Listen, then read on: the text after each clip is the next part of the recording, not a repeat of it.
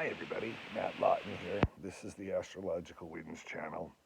Going to take a look at the week of April 5th through the 11th and the astrological weather forecast coming up. And we've got a really dense week of energy coming up this week, and it centers around next weekend's new moon. And what we're going to see is the peak energy of the Aries archetype this week.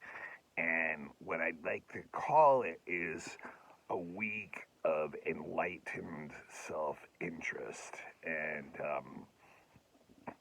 that can bring both benefits to ourselves, but also having to walk like a careful balance in relation to others, and how we're relating to others, and whether we're getting too subjective and losing our ability to make good connections with others. So a lot of stuff going on, but a lot of it is really tied up together too. So lots of little complex parts, and making it a very complex, as I said, dense week of energy that's not easy to unpack, really.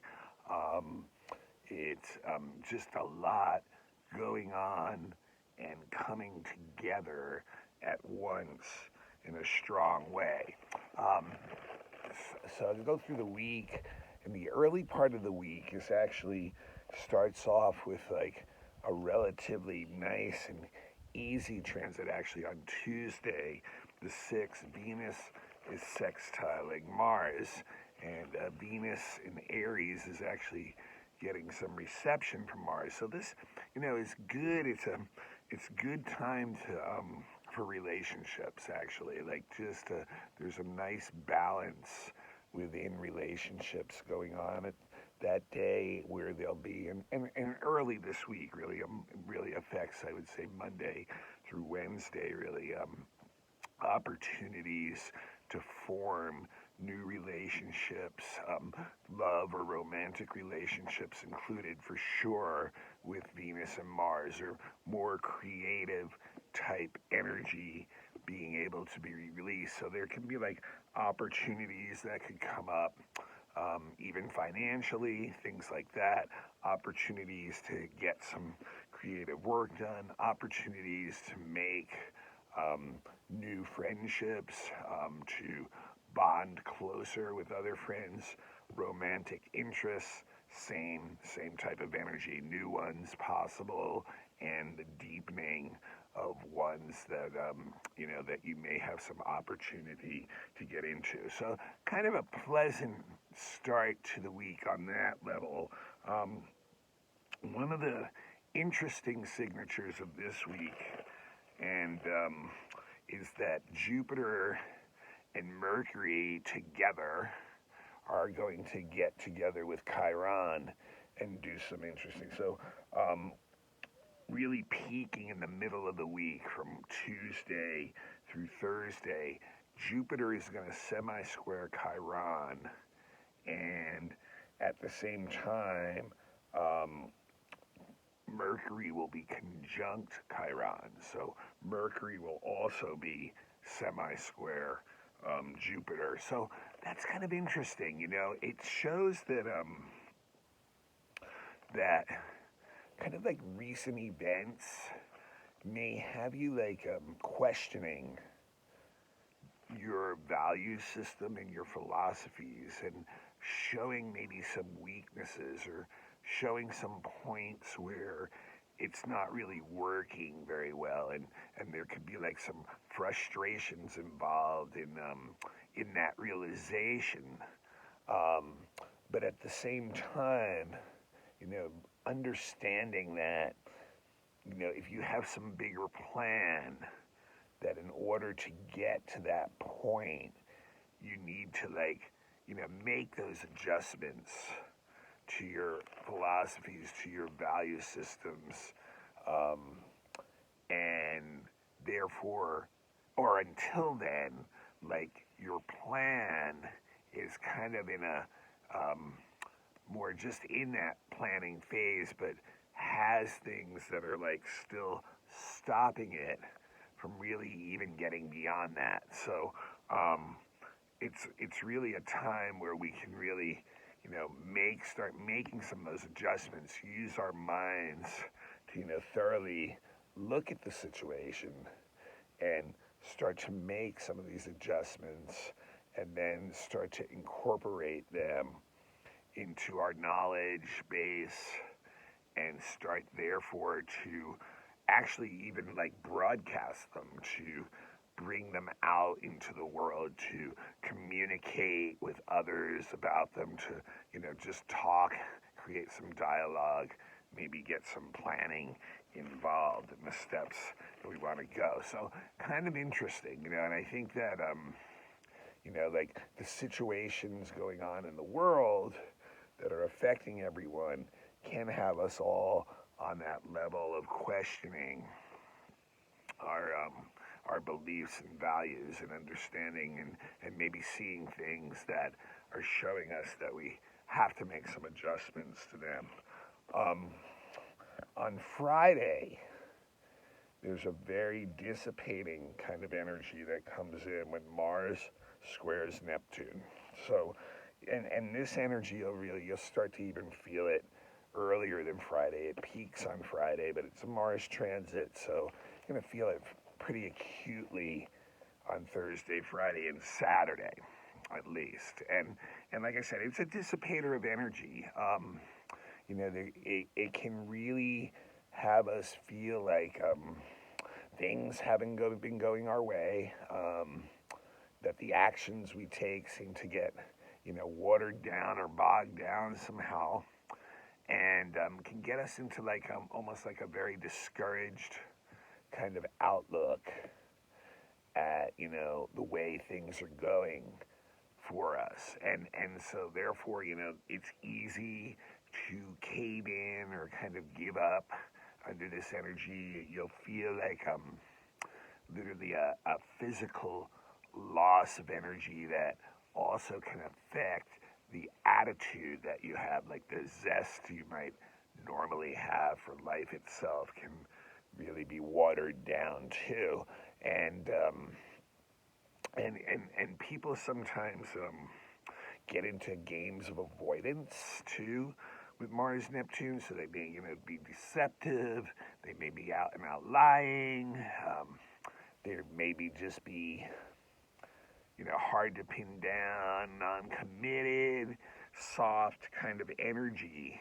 And also because of the way it can affect our thinking and have that discouraging kind of energy, it can also open us up to susceptibility to like illnesses or just exhaustion or allergies, things like that. So we have to kind of watch the body too. It's not a time where we can make a lot of physical demands on our body and expect, the normal energy output that we would have. So it's better for like a softer release of energy to do things like yoga, Tai Chi, things like that. And just, know you can't really overtax your body at that time. So interesting energy there too. And on that same day, on Friday too, some other, that I mentioned in the monthly, Saturn is going to trine the North Node, and on Saturday at the same time, Mercury will be sextiling the North Node and Saturn.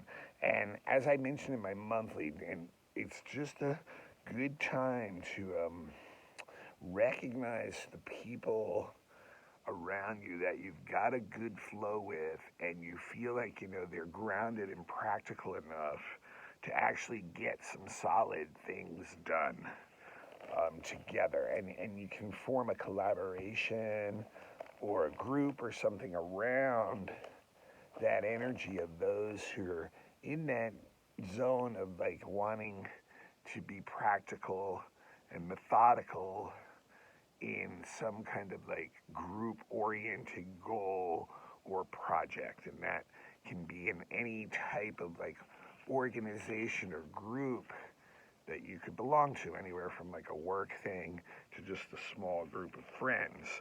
But really seeing that the ability to kind of roll up the sleeves and be meticulous and detailed, and really get into pushing this group's goals and standards forward during those days too. And then at the same time, that also on Saturday, Venus is sextiling Jupiter, so that's a real good opportunity to make really good new connections. It's very similar in many ways to the Venus-Mars sextile earlier in the week, where really easy to make new connections that are beneficial or positive to you and others. So, and just having like the ability to have some good times to relax, good time to make investments too.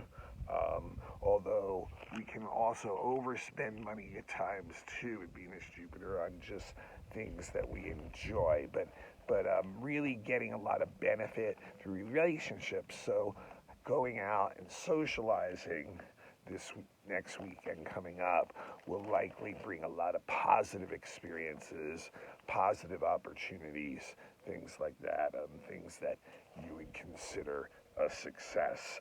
So that interesting energy too. And then on Sunday, that's when our new moon's going to kick in. But quickly too,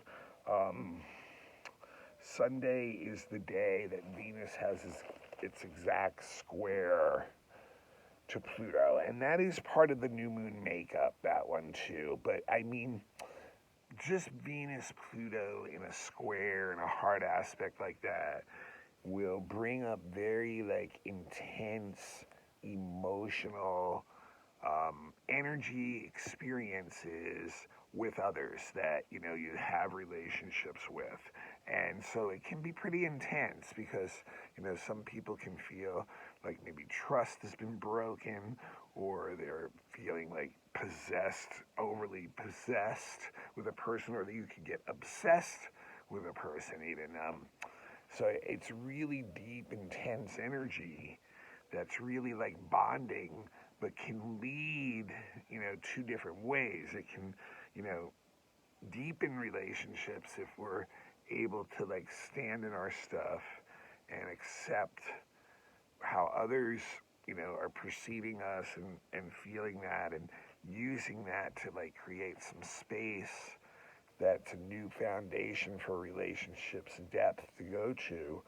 Or it can be used to just degenerate into like a battle of will, and using all the negative energies of things like manipulation, coercion, things like that, in order to try to get your way in a relationship, which ultimately, one way or another, will become a frustrating experience and really get you tied up into like things like love-hate switches and things like that.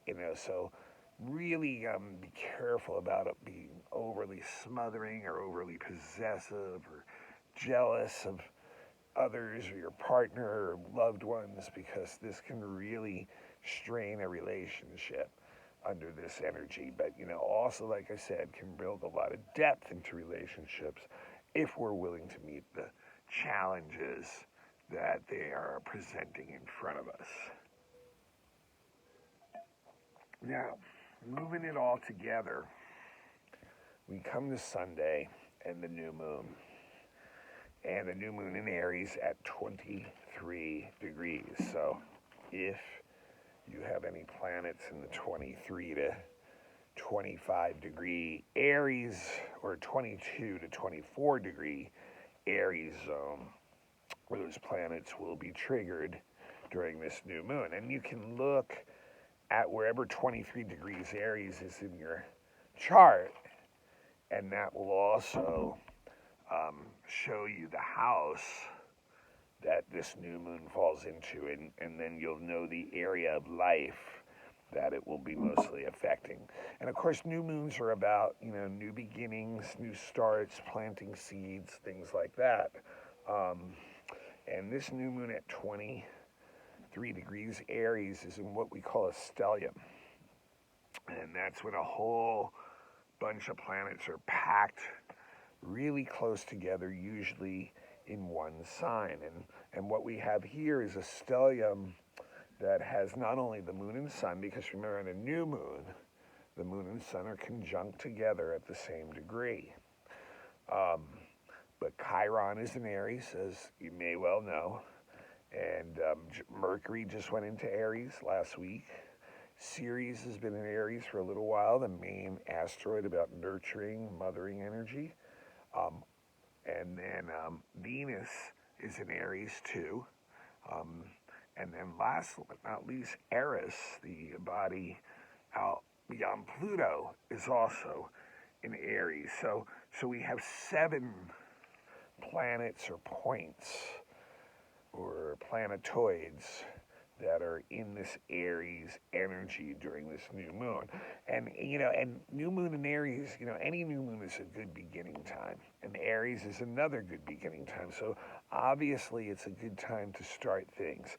But with the Aries energy, I've been talking about this for a year or so now with the Chiron in Aries about being the need to be self-responsible for our own healing journey, our own learning journey, and what we do with the knowledge that we have, and how we can make that work for us by healing wounds and giving us experience and giving us new talent and giving us the ability to teach others along the way who may not have reached that point yet. So a lot of this is tied in with that Aries energy. And you have to remember Aries, the sun is really strong in Aries, so is Mars, because, it's all about ourselves. When Aries is a very self-oriented, self-driven sign. It doesn't necessarily need other people around to do or act or motivate. And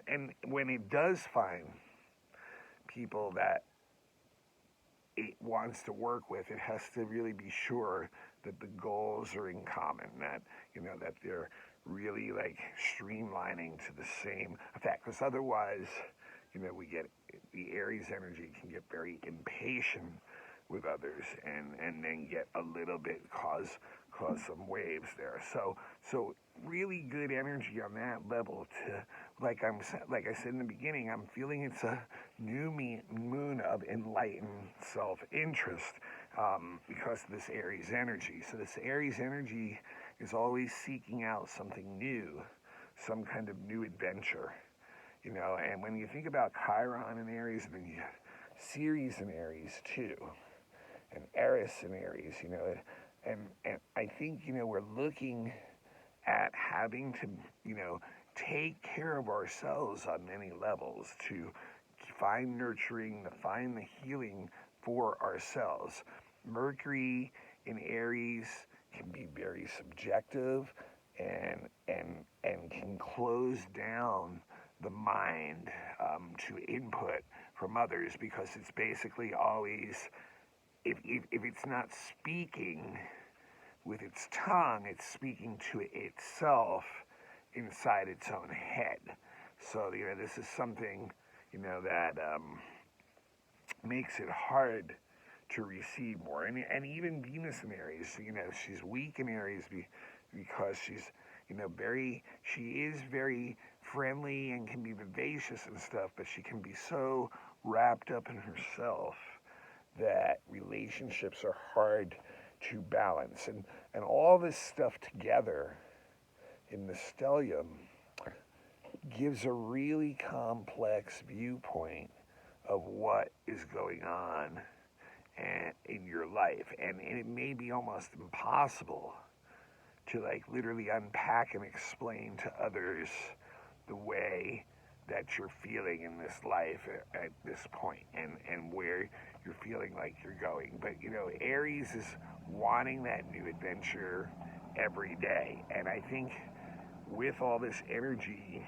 blasting around this like energy of needing nurturing and needing healing, that's what we need to make that adventure be the adventure of our own soul, heart, mind, body's healing, and go into that with this optimistic, conquering kind of attitude that I'm going to take this to the next level for myself. So it's really interesting because it's also squaring, the stellium is squaring that Pluto that I talked about, which shows that there's going to be some really intense energy that comes up, and it's going to have to be like dealt with in some way or another. It's going to have to either be purged, or it's going to have to be like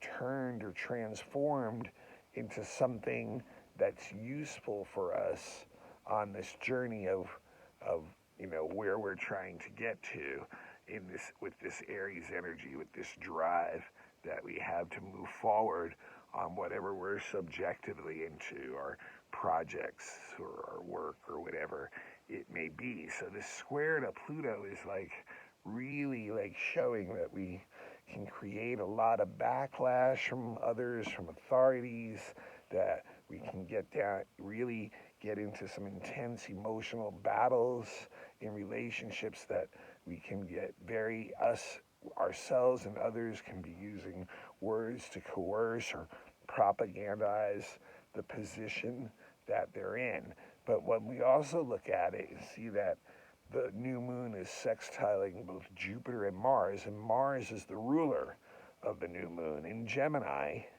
and so there are opportunities for us individually to take some actions and motivate and move forward and get this work done, that we, whatever it may be. And then the sextile to Jupiter shows when we do that, things will start to line up. When we start to take actions, the rest of the universe around us starts to like respond to that. And this is showing with the sextile to Jupiter that if we're doing that, the right actions, the right opportunities will come our way, and we'll recognize them, and if we take them, can lead to expansion and growth on all kinds of levels. So yeah, so this new moon's an intense one, and it may be very difficult for you to ever be able to explain to anyone else what you're seeing and where you're going right now. I think there'll be a lot of shifts that'll continue in people's relationships, and seeing if they align properly with where we're at these days. And that, like, if they're not, this intense energy is going to come up, and and it may not be a force that is easy to deal with on any level. So we try to use the sextile Mars to self-motivate, use the sextile to Jupiter to have the right attitude, make those adjustments, like the Chiron Mercury Jupiter said, to your philosophies of life, your value systems, so that you can remove whatever is blocking you or frustrating you to take your game up to the next level. And then during this new moon, possibly plant those seeds. But it is a very subjective one. It's not very receptive, and so therefore we have to be careful of our balance with others and how far it can get thrown off when we're so like streamlined on our own subjective desires and projects and actions. So very interesting, dense, packed week of energy. And I think, like I said, enlightened self-interest is really the words I can come up for this, is like try honoring yourself first in all you do, in all you speak. And then where can that lead to this any kind of collaboration with either a single person or with groups or communities, you know, and where can that connection work on a like really practical kind of level too. Um, so real interesting energy to work with, very complex energy to work with, and um, and needing to like be allowed to like go along and take everything out of the box that's in there and deal with it as we go along, and get like use those opportunities where we can to meet others in similar situations and find a right balance where you're honoring yourself and speaking your truths, and at the same time have found the other people who respect that and have the similar values and similar philosophies and are ready to take the similar type actions that you are, and get that collaboration going. Get it solid, get it practical, get it on the ground. All right, this is Matt Lawton. This is the Astrological Winds channel. I'm available for all kinds of readings, natal charts, that's your birth chart, predictive readings where we look at the next year ahead and the energy that's affecting your chart, relationship readings, children's readings, elections if you need to know the best time to do something, horary questions if you're needing the answer to something that you just can't figure out and it's really emotionally triggering, fixed star readings for your deeper soul purpose, astrocartography and locational readings for people who are considering moving or looking for the power spots on the planet where certain energies can be most effective for you.